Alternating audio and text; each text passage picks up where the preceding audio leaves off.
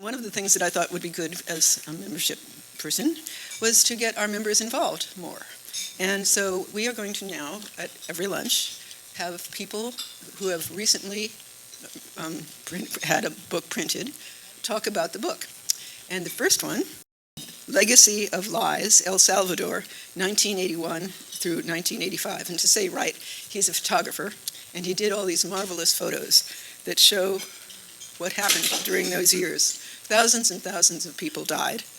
And the photos, actually, many bring tears.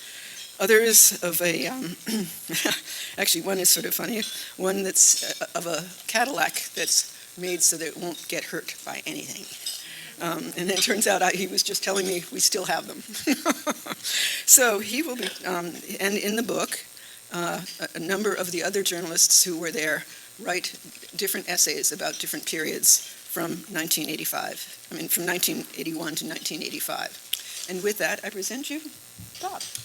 Well, thank you all for attending today. I am in the minority being a photographer in a word-driven luncheon, but I've worked with more bureau chiefs than you can possibly shake a stick at. So,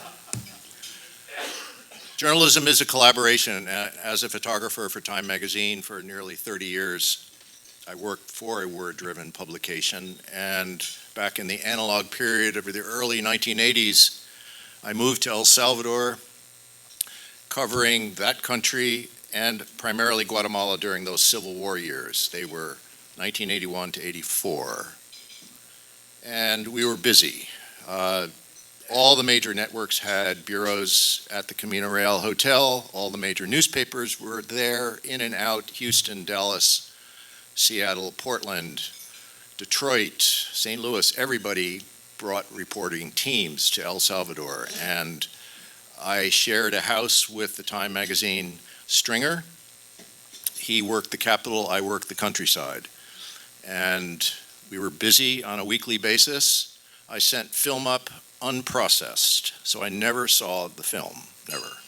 I'd go back to New York every 3 months, try to get my wits, collect them, and look at the pictures, not recognize them, get more film money, and go back. Start it all over again. So Time at that moment was changing to an all-color publication. I shot 3 cameras, 2 color, 1 black and white. And at a certain point in 1982, 83, Time no longer needed the black and white. So I kept shooting it. And it sat in a box for almost 30 years. Most of it was unpublished because they could convert color to black and white. But black and white had more flexibility, I didn't have to use a flash, and it didn't have to be that precise. So when I looked at the pictures in 2013, I saw a completely different story and approach to that Civil War. Remember, every day in El Salvador, it was death squads, it was US military advisors, it was denials by the embassy, it was Codell trips from Kissinger and Jeane Kirkpatrick and Mr. Stone coming down as a special peace representative. So essentially, what I looked at from 2013 forward was the counter-narrative to what I heard on a regular basis, along with the reporters from the State Department, the Pentagon, and the White House. So we contributed to a pool of information every week. Time editors on the 24th floor decided what was running that week, and we suggest a story on Fridays. Saturdays, the green light would come. We'd do it for a week and start it all over again. So we were lucky to get 1 or 2 pictures as photographers in a week, if we were lucky enough. So we competed with the State Department. We competed with the reporters that did the Pentagon, and we competed with the reporters that covered the White House.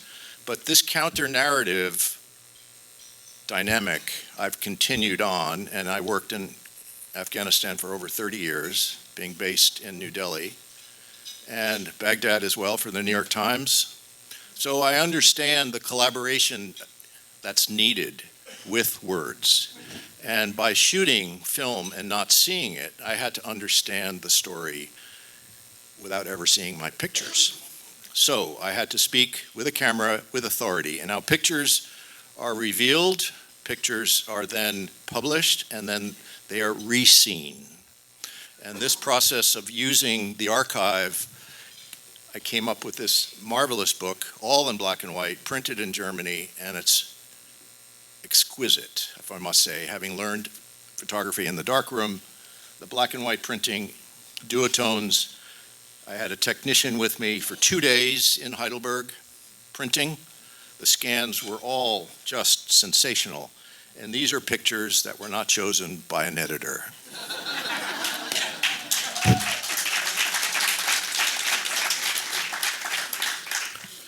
So, no fingerprints of desk jockeys on this. They're mine. And the essays were First Person by John Lee Anderson, Alma Guillermo Prieto, Scott Wallace, who were my contemporaries at that time.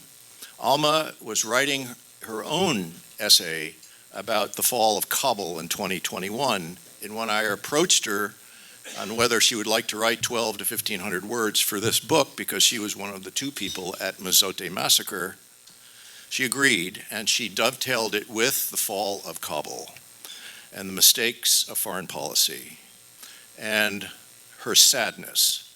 So with that in mind, I took the approach to John Lee, who happened to be a roommate of mine in El Salvador at the time, and as many of you know, he's a good reporter with The New Yorker now.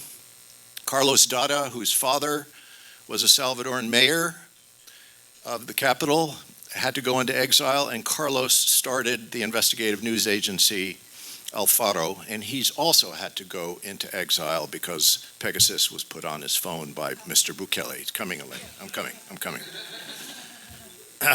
It's just pictures we're talking about, right?